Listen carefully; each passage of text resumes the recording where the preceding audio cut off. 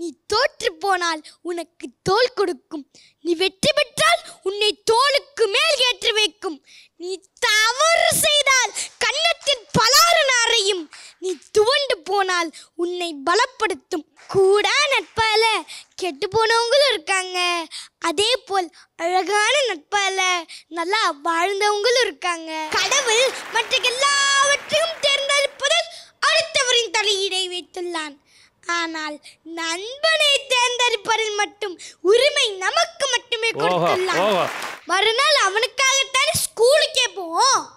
சண்டை போட்டு 4 நாள் பேசாம இருந்துட்டு அடுத்த நாள் எதுவுமே நடக்காதது போல் வர மச்சான் போலாமா என கேட்கும் என் ஃப்ரெண்ட போல யாரு மச்சான் என்ற நண்பன் இருக்கும் வரை வாழ்க்கை சொர்க்கம் தாங்க. இப்போ ஆண்கள் குலத்தை எடுத்து நிறுத்துவதற்கு அன்பு தம்பி ஹாரிஸ் ராஜா வராரு. இந்த மூர்த்தி சிறிது கீர்த்தி பெரிதுங்கிறதுக்கு இப்போ பதில் கிடைக்கும்னு நினைக்கிறேன். வரீங்களா ஹாரிஸ்? நீங்கள் எந்த ஊர்லேருந்து வந்திருக்கீங்க? காரைக்குடி ஐயா. எந்த ஸ்கூலில் படிக்கிறீங்க? செட்டிநாடு பப்ளிக் பள்ளி. சரி, உங்களுக்கு இந்த மாதிரி பேச்சு போட்டிக்கு இந்த மாதிரி பேச்சு மன்றங்களுக்கு தயார் பண்ணி கொடுக்கறது யார் பண்ணி கொடுப்பா? அம்மா. உங்கள் அம்மா பேர்? யாஸ்மின் ஃபரிதா. அப்பா வீட்டில் என்ன பண்ணுவார்? அப்பா கேட்பார். பாருங்க, எல்லா பேரண்ட்ஸுக்கும் நம்ம வீட்டில் நடக்கிறத ஹாரிஸ் அப்படியே சொல்கிறானே. அம்மா சொல்லுவாங்க, அப்பா கேட்பாங்க. இப்போ அம்மா சொல்கிறத அப்பா கேட்குற மாதிரி ஹாரிஸ் சொல்கிறத நாங்கள் கேட்க போகிறோம். என்ன தலைப்பில் நீ பேச போகிற? நட்பு. ஹாரிஸ் ராஜாவுடைய நட்பு குறித்து கேட்க போகிறோம். ஒரு கைத்தட்டு கொடுக்கலாமா? அனைவருக்கும் சரஸ்வதி பூஜை ஆயுத பூஜை வாழ்த்துக்களை தெரிவித்து நல் வணக்கங்களையும் உரித்தாக்குகின்றேன். ஒரு சிறந்த புத்தகம் 100 நல்ல நண்பர்களுக்கு சமம். ஆனால் ஒரு நல்ல நண்பன் ஒரு நூலகத்திற்கே சமம். சிறந்த நட்புக்கு வயது, மொழி, இனம், நாடு, சாதி எதுவுமே கிடையாது. அன்பின் அடையாளமாக மட்டுமே கருதப்படும் மகத்துவம் வாய்ந்தது. இப்படி பலரது வாழ்வின் நல்ல திருப்பங்களுக்கு அடிப்படையாக அமையும் வயதை கடந்து மனதை இணைக்கும் மிகச்சிறந்த உறவான உண்மையான நட்பின் மகத்துவத்தை ஆணித்தரமாக இங்கே எடுத்து வைக்க வந்துள்ளேன். கூட நட்பால கெட்டு போனவங்களும் இருக்காங்க. அதே போல் அழகான நட்பால நல்லா வாழ்ந்தவங்களும் இருக்காங்க. அது அவரவர் தேர்ந்தெடுப்பதை பொறுத்து.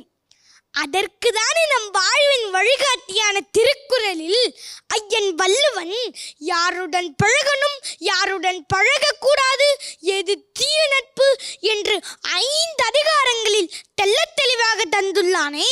உண்மையான நட்பு எது தெரியுமா? நீ தோற்று போனால் உனக்கு தோள் கொடுக்கும். நீ வெற்றி பெற்றால் உன்னை தோளுக்கு மேல் ஏற்றி வைக்கும். நீ தவறு செய்தால் கன்னத்தில் பலாறு அறையும். நீ துவண்டு போனால் உன்னை பலப்படுத்தும். அந்த வகையிலே நேரில் கூட பார்த்திராத நட்பின் நம்பிக்கை.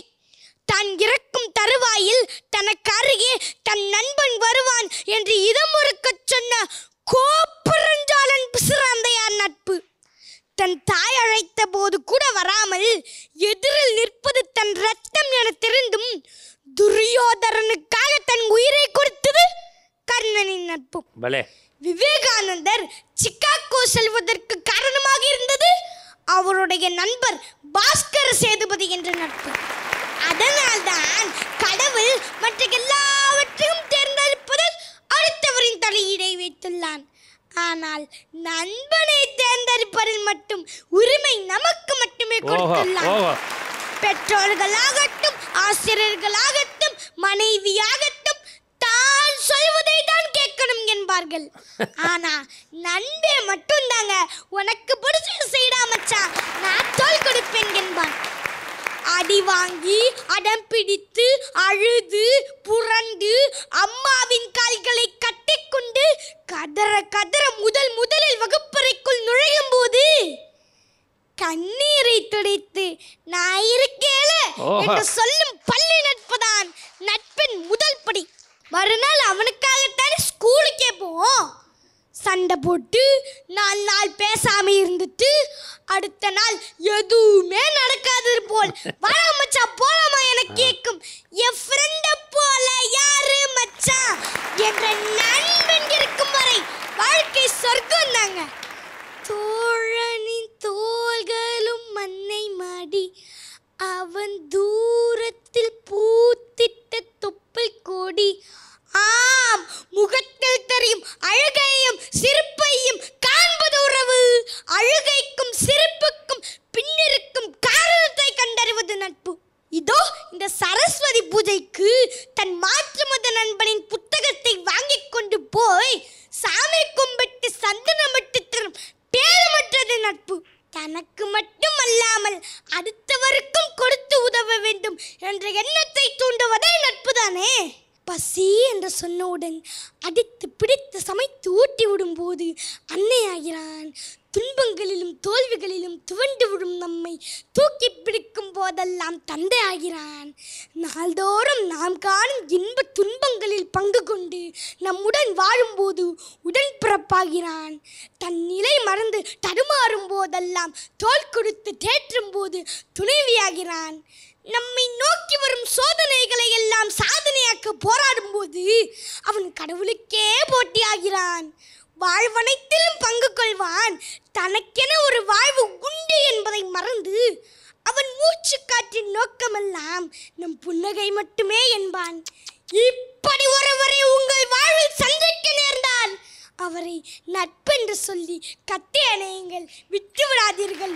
உலகத்தின் அதிபதியாக இருந்தாலும் ஒரு நண்பன் இல்லாவிட்டால் அவன் ஏழைதான் என்று கூறி இந்த நல்லதொரு வாய்ப்பளித்த ஜெயா டிவி குழுவினருக்கும் மதிகண்டனையாவுக்கும் நன்றி கூறி விடைபெறுகிறேன். நன்றி, வணக்கம்.